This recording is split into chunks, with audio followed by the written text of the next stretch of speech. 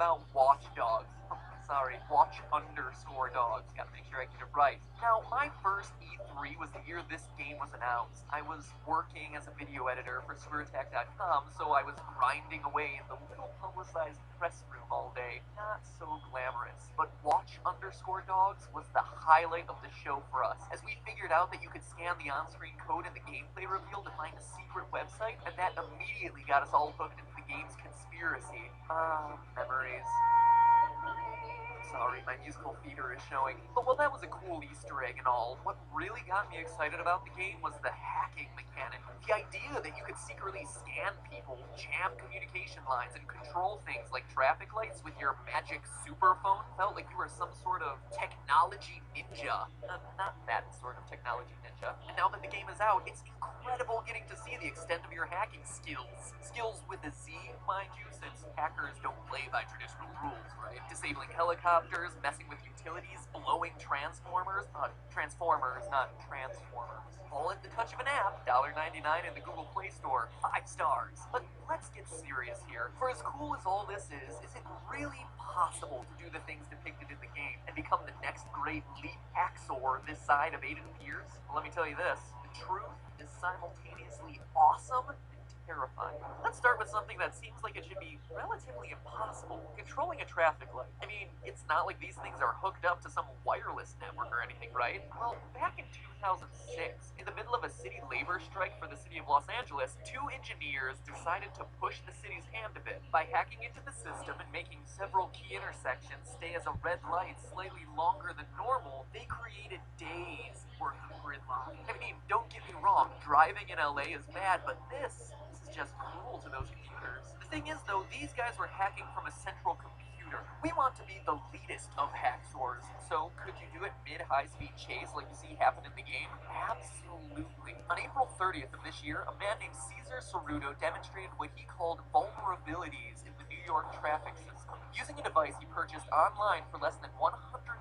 Cesar was able to intercept the signal traveling from sensors in the pavement to the New York City Traffic Control Center while he was on the road. In doing so, he suddenly gained the ability to control the lights he was passing. In fact, he found that this method worked from more than a mile away from the light he was looking to change. In other words, you too can give the popo the worst game of red light, green light ever imagined for the low, low price of one Ben Franklin. But the crazy thing is, it functions just like it does in the game. You want to hack? All you gotta do is press the button. But why rely on complicated traffic light maneuvers when you can just steal complete control over your pursuer's car? You see, cars are increasingly becoming dependent on computers. I mean, we're only a few years away from having a driverless car chauffeur you down to the local 5 and dime while you watch this video. Shout out to the theorists of the future watching this video in your amazing 2018 Honda Civic. What?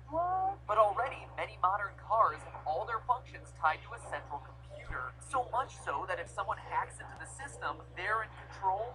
You're on a line. And it's been done! In 2010, scientists were able to hack into various models of car via everything from Bluetooth and music files to the tire pressure monitor. Once they got in, they had control over the car's brakes, the steering, even shutting off the engine. And what's worse, input from the driver still in the car was completely ignored. The pedals and wheel had zero effect. Can you imagine driving down the road and suddenly having no idea why the car won't respond to what you're doing? You're at the mercy of someone behind a computer at their cell phone. And if you're still not freaked out, try this. All evidence of tampering post-crash was able to be erased remotely. Any data showing that you were hacked? Poof, gone. Traceless crime. So not only could you become a prisoner in your own car, no one would even know what the source of the problem was.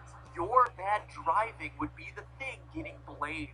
Okay, so that's one key hack from the game, but how about instantly being able to grab the names, salaries, and other key stats about everyone in the world around you? Surely that should be a possibility. By mapping the GPS locations of various social posts and cross-referencing that information against a person's entire online identity, in a matter of seconds, you can learn more than you ever wanted to know about a stranger's sepia-tinted dinner last night or how they looked first thing this morning. Hashtag no filter. Hashtag yeah right. In fact, it's so easy that my buddy and fellow YouTube creator Jack Vale had an incredible upload last November where he did exactly this, using location-based searches to find social data and use it to freak out unsuspecting strangers. Surprise! I know it's your birthday and that you're planning on celebrating with your pet turtle Bowser. And that's doing it the hard way. Facebook knows, well, your face. Each time you get tagged in a photo, Facebook takes note and gets just a little bit better at picking you out of a lineup. In fact, their AI that does this, known as Deepface, I wish it was Derpface, but that's probably why I'm not a product manager there, is able to correctly identify whether two photos show the same person 97.25% of the time. Humans given the same task rate at 97.53%. Woohoo! Go us! Way to show computers who the superior intelligence is 5.3% of the time. Not only that, Derpface is able to use the facial information to create 3D models of your head, giving it the ability to recognize you from any angle. If you read around on the internet enough, you'll find articles speculating about stores eventually using Derpface on their security cameras to identify who a customer is and, based on their photos, what types of clothes they like to wear, so that store clerks can then point you in the direction of the item you're most likely to buy. Smile for the cameras and pull out your wallet. Want more privacy invasion? Of course you do. Watch_dogs has you listening in on the cell phone conversations of the people around you, despite you never actually bugging their phone. Surely this be science fiction, right? You know the answer's wrong, otherwise I probably wouldn't be talking about it. At the University of Luxembourg, Ralph Philip Weinman discovered that by using a special box with the ability to act like a cell phone tower, he was able to trick phones into thinking they were connecting to a real network. Once the phone connected, hackers had access to the phone's radio processor, which in turn controls the dialer and the microphone, meaning I would be able to hear your whole conversation about how toads and dwarves you find Jimmy's butt. Oh, and the radio processor, that even grants access to the cameras of some phones. If it's not yours though, don't feel bad. I have plenty of other ways to watch you through your cell phone cam. Some of the best moments from Watchdogs, forget the underscore thing, the joke's getting old, features you having to hop from camera to camera in an attempt to map out the best strategy to infiltrate some buildings. Wanna do that in real life? Meet PlaceRater, the camera app that uses your phone to secretly take pictures as you go through your day. Said pics then go to a central server where they're then compiled into a detailed model of your home, bedroom, bathroom, office, and favorite Pizza Hut. So you're thinking to yourself, why would I ever download an app like this? Well, the idea is that the malware can be embedded in a camera app, say Instagram, so that it wouldn't raise any red flags when the app asks for the permission to use your camera. And that's taking the big leap of assuming you read what those permissions are asking you to do in the first place. But we all know that there's no reason to worry about what permissions you're giving mysterious app developers, right? Hackers are honest people, aren't they? Now, I see your smug face, Mr. I don't download sketchy apps or use social media to protect my privacy and make sure that I always read what permissions I'm giving away to third-party developers. Fine. Good for you. You think you're so safe. But I'm assuming you at least need to charge your phone, because that's another way they can get you. Consider this. Fake USB charging stations in public places hooked up to computers waiting to grab your passwords and gigabytes worth of selfies. Think about that the next time you're at the airport in need of some extra juice. In short, even if you're the most careful person out there are dozens of ways eager hackers can trick you into giving them access to your phone. Or, if all else fails, in an ironic twist, there's always the hundreds of thousands of unsecured security cameras out there, including ones that you can remotely control. There's even a subreddit dedicated to keeping track of them all. So sleep tight, dear theorists, because I know you, I hear you, and I can see you. I can cause you gridlock, or I can shut down your car altogether. What else should I do? Would I steal your money? In Watchdogs, ATMs become your new favorite slot machine, doling out cash to fund our household hacking endeavors. In real life, it's not even that difficult. I can steal your debit card information without ever having to reach for that bulge in your pocket.